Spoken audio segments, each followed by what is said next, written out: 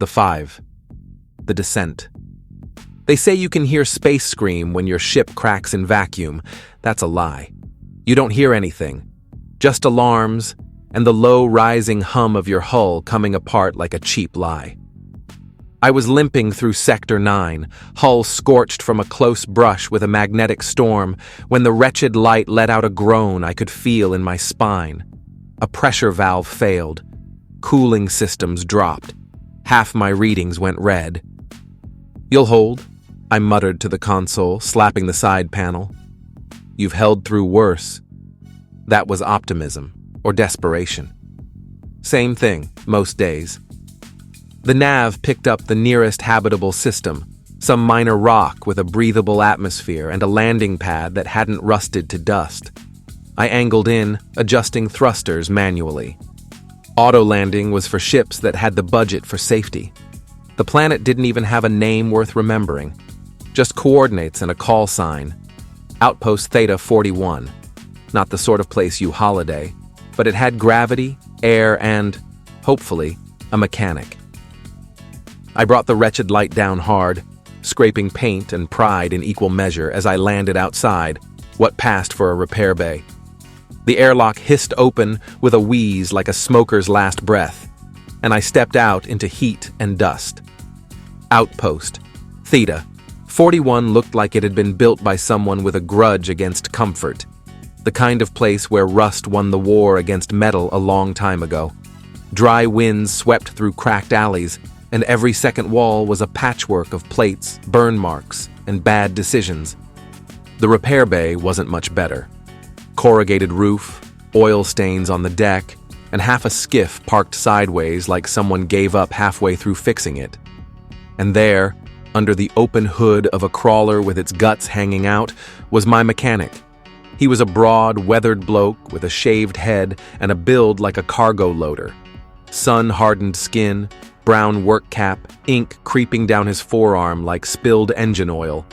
The kind of man who'd wrestle a plasma coil into place without gloves and then ask what was for lunch. He wore brown overalls that had seen more grit than the outpost streets. He didn't look up when I approached. "Engine's cooked," I said flatly. "Cooling loop's gone. Forward thrusters keep surging. Needs a rebuild." He grunted, not turning. "Got a name, stranger?" "Solivagus." "Ship?" "The wretched light." Now he looked at me, squinted. "You're either desperate or stupid bringing that crate down in one piece." "Bit of both." He smirked. "I like that. Name's Stu." I nodded. "Fine. Stu, can you fix it?" He gave a low whistle as he looked at the readouts on my data chip.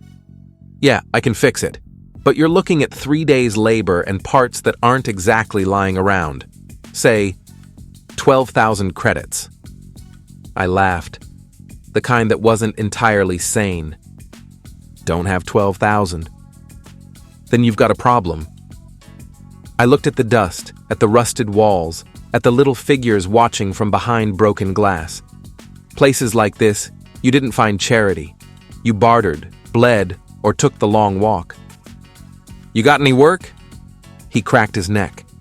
"As a matter of fact," he tossed me a data pad. 5 of them. Runts with guns. Think they own the strip outside the wall. Shaking down traders. Scared the last 2 couriers so bad they turned back. "Local security?" He snorted. "Security left 4 years ago. This place's only law is what you can back up." I scrolled through the file. 5 names, 5 faces. 4 of them barely out of adolescence. 1 older, their leader. A woman with cybernetic eyes and a burn scar down one cheek. A crew with nothing to lose and too much swagger. "You want him dead?" I asked. "Don't care," said Stu. "Just gone. Do that, and I'll fix your ship. No charge." I didn't ask why they bothered him so much. Maybe he had history. Maybe he just hated bullies. Didn't matter. I needed the ship. He needed a problem solved.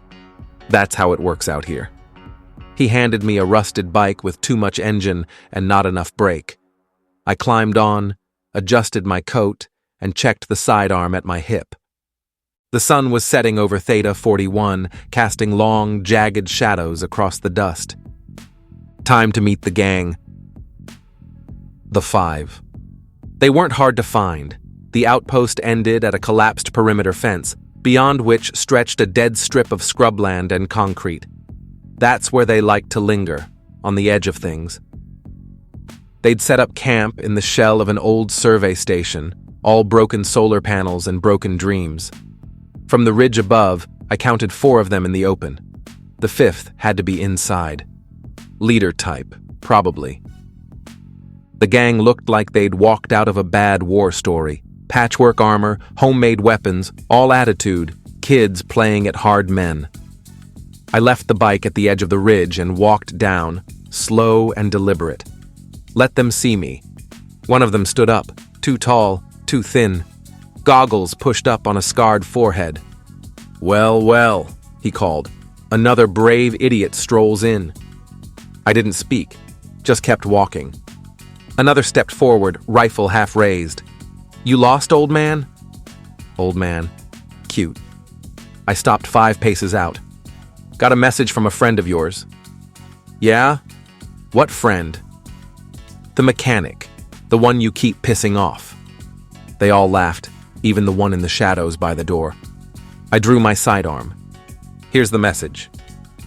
The first shot hit the scarred one in the thigh. He dropped like scrap. Chaos broke out. 1 ran, 2 dove for cover, and the one near the doorway, Cyber Eyes, stepped forward, calm as hell. "Thought someone might come," she said. I fired. She moved. She was fast, augmented probably. We danced between pillars and shattered consoles, trading shots. But I don't fight clean. Never had.